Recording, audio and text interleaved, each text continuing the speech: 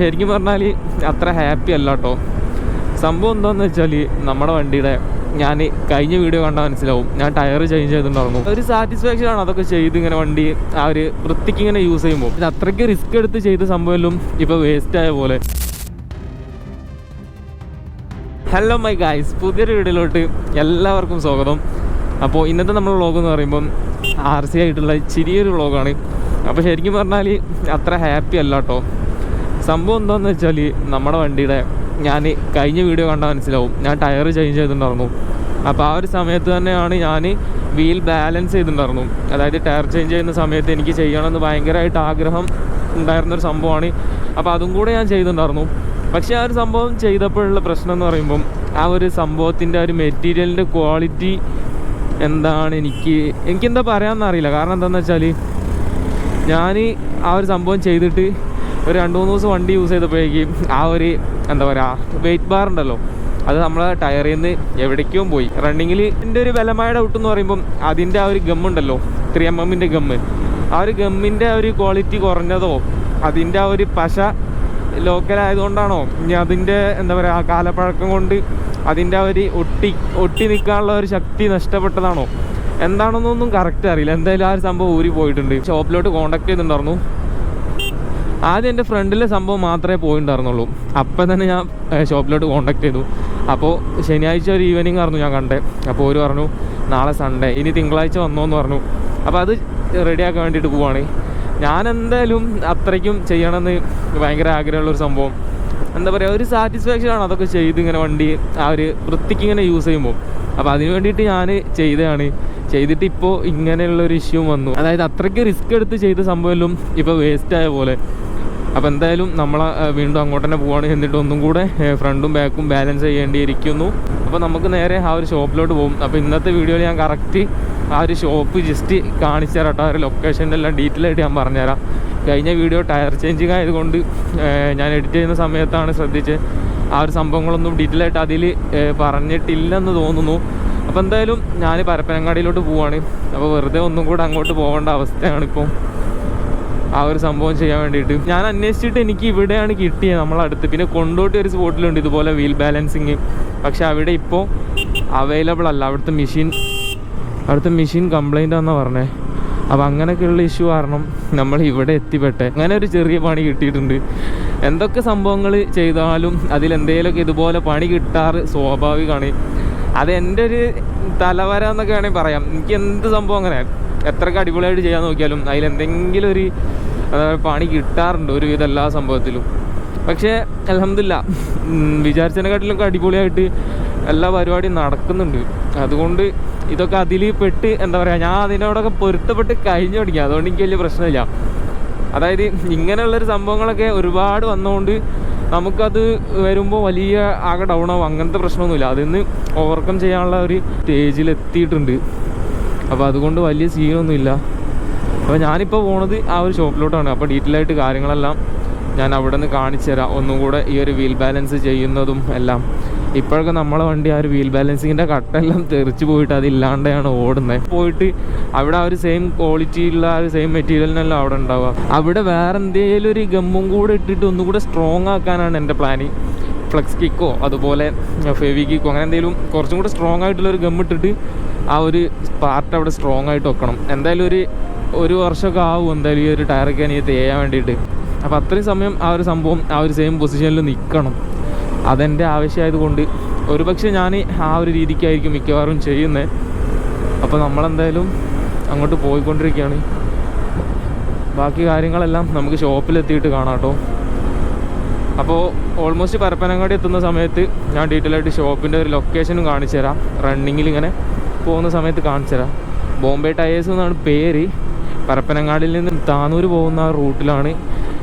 Right സൈഡിലായിട്ട് വരും. പരപ്പനങ്ങാടി വിട്ട് കഴിഞ്ഞാൽ പിന്നെ ഇങ്ങനെ ശ്രദ്ധിച്ചു പോയാൽ കാണാവുന്നേ ഉള്ളൂ. അന്ന് നമ്മളും ആദ്യമായിട്ടാണ് ഇതുപോലെ പറഞ്ഞ് കേട്ട് പോയത്. അപ്പോൾ കണ്ടുപിടിക്കാൻ വളരെ ഈസി ആയിരുന്നു.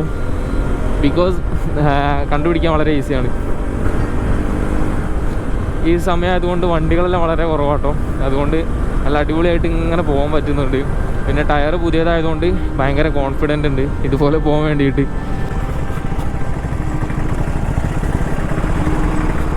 അപ്പോൾ ഇനി പരപ്പനങ്ങാടിക്ക് എത്തുന്ന സമയത്ത് കാണാം കേട്ടോ. പെട്ടെന്ന് എത്തും, വലിയ താമസമൊന്നും വരില്ല കഴിച്ചപ്പോൾ. ഇതേ പരപ്പനങ്ങാടിയിലോട്ട് എത്തുന്നു. അപ്പോൾ ആ ഒരു സൈഡിൽ നിന്നൊക്കെ വരുവാണെങ്കിൽ ഈ ഒരു സ്പോട്ടിൽ നിന്നൊക്കെ നേരെ പോകണം. ഇവിടെ നിന്നൊക്കെ നേരെ പോയിട്ട് ഇത് ശരിക്കും പറഞ്ഞാൽ പരപ്പനങ്ങാടി നെഹാസ് ഹോസ്പിറ്റലിലൊക്കെ ആ ഒരു ലൊക്കേഷനാണ്. ഇവിടെ നിന്നൊരു പൊടിക്കും കൂടി മുന്നിലോട്ട് പോയാൽ മതി. ഏകദേശം ഒരു 2 കിലോമീറ്റേഴ്സോളം ഒക്കെ ഉണ്ടാവും കേട്ടോ ഇവിടെ നിന്ന് ഫ്രണ്ടിലോട്ട് പോയി കഴിഞ്ഞാൽ.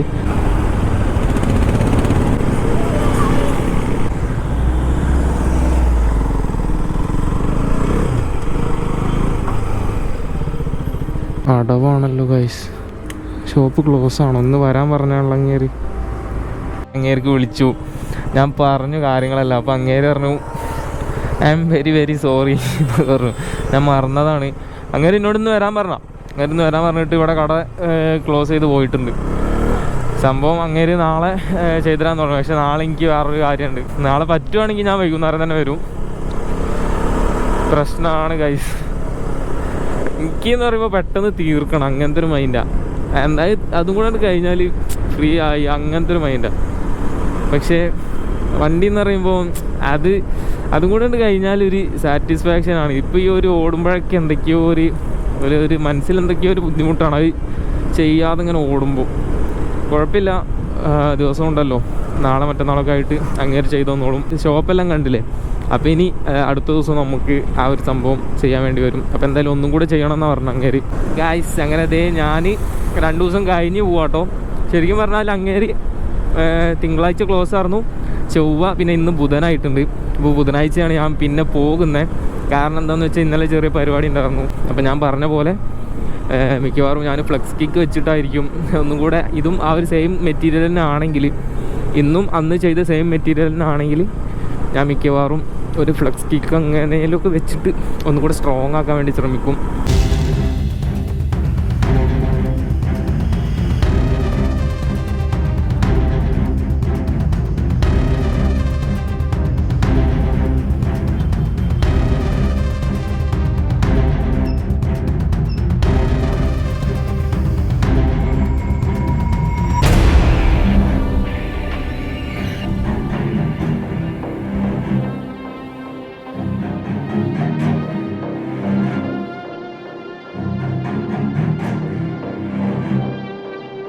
ഗായ്സ് അങ്ങനെ പരിപാടീസ് എല്ലാം തീർന്നു.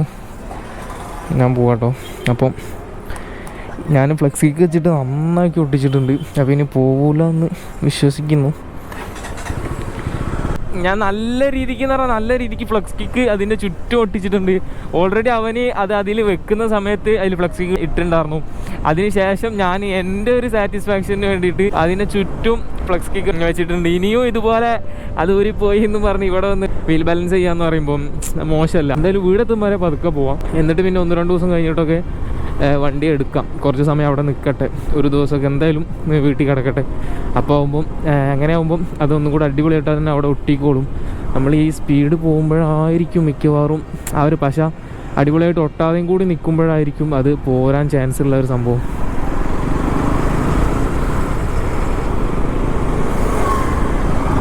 ഷോപ്പ് അടിപൊളിയാട്ടോ. ഞാൻ ഷോപ്പിലത്തെ കോണ്ടാക്ട് താഴെ കൊടുക്കാം. അങ്ങേര് അടിപൊളി ഡീലിംഗ് ആയിരുന്നു. അതുപോലെ അവിടുത്തെ ചെക്കന്മാരും ഭയങ്കര കമ്പനി ആയിരുന്നു. അപ്പോൾ എങ്ങനെയൊക്കെയോ വണ്ടിയുടെ എനിക്കെന്ന് പറയുമ്പോൾ പിന്നെ ഈ വണ്ടിയുടെ കേസ് കാരണം അങ്ങനെ കേട്ടോ. എന്തെങ്കിലും ഇതുപോലുള്ള പ്രശ്നങ്ങളൊക്കെ വന്നു കഴിഞ്ഞാൽ പിന്നെ ഒരു നിക്കപ്പൂർത്തി ഉണ്ടാവില്ല. പിന്നെ എങ്ങനെയെങ്കിലും അത് ശരിയാക്കി എടുക്കണം ആ ഒരു ചിന്തയായിരിക്കും. അതുകൊണ്ടാണ് ഞാൻ അന്ന് തിങ്കളാഴ്ച വന്ന് മടങ്ങിപ്പോയി. ഇന്നലെയും എനിക്ക് അത്രയ്ക്കും വരാൻ പറ്റാത്ത സിറ്റുവേഷൻ ആയതുകൊണ്ടാണ് ഞാൻ ഇന്നലെയും ഇന്നൊക്കെ വെച്ച് അത്രയ്ക്കും സമയം വൈകിട്ടാണ്. പിന്നെ ഞാൻ വന്നാൽ തന്നെ ചിലപ്പോൾ രാത്രിയൊക്കെ ആവും ഇവിടെ എത്താൻ വേണ്ടിയിട്ട്. അപ്പോൾ എന്തൊക്കെയായാലും ഇപ്പോൾ സംഭവം എല്ലാം കഴിഞ്ഞൊരു എന്താ പറയുക, ഒന്നുകൂടെ ഹാപ്പി ആയിട്ടുണ്ട്, ഒന്നുകൂടെ സാറ്റിസ്ഫൈ ആയിട്ടുണ്ട്. വർക്കെല്ലാം കഴിഞ്ഞപ്പോൾ വണ്ടിയിലെ വർക്ക് എന്ന് പറയുമ്പോൾ അങ്ങനെ ഒരു പെൻഡിങ് ആയി കിടക്കുവാണെങ്കിൽ ഇങ്ങനെ മൈൻഡിന് ഇപ്പോൾ തന്നെ വീട്ടിൽ പോയിട്ട് ഒരുപാട് കാര്യങ്ങൾ ചെയ്തു തീർക്കാൻ വേണ്ടിയിട്ടുണ്ട്. അപ്പം അതിനൊന്നും നിൽക്കാതെ ഞാൻ ഓടി ഈ ഒരു സംഭവം കഴിഞ്ഞിട്ട് അതിന് നിൽക്കാമെന്ന് കരുതിയിട്ട് അങ്ങനെ തീരുമാനിച്ചു വെച്ചാണ്. അപ്പോൾ എന്തായാലും നേരെ വീട്ടിൽ പോവാം. ഇനി അതാണ് പരിപാടി. അപ്പോൾ എന്തായാലും ഇന്നത്തെ ഒരു ചെറിയ വ്ളോഗ് ഞാൻ ഇവിടെ വെച്ച് അതിൻ്റെ വേണ്ടിയിട്ട് പോകണേ. അപ്പോൾ ഇനി മറ്റൊരു വീഡിയോ ആയിട്ട് കാണാം. പിന്നെ ഈ ഒരു നമ്മളെ ഏരിയയിൽ എന്ന് പറയുമ്പം ഈ ഒരു സംഭവം ചെയ്യുന്ന ഷോപ്പുകൾ വളരെ കുറവാണ്. അപ്പോൾ അതുകൊണ്ട് ഇവിടെ ഒരു ഷോപ്പ് ഉണ്ടെന്നുള്ള കാര്യം കൂടെ ഞാൻ നിങ്ങളെ ഓർമ്മപ്പെടുത്തുവാണ്. അപ്പോൾ ചെയ്യാനുള്ളവരൊക്കെ അവിടെ പോയിക്കോളൂ, അവിടെ പോയി ചെയ്തോളൂ, അവിടെ ഒരു സംഭവം ചെയ്യും. അപ്പോൾ എന്തായാലും നമ്മൾ ഈ ഒരു ചെറിയ വ്ളോഗ് ഞാൻ ഇവിടെ വെച്ച് അതിൻ്റെ ചെയ്യുന്നു. അപ്പോൾ ഇനി മറ്റൊരു വീഡിയോ ആയിട്ട് കാണാം ഗൈസ്.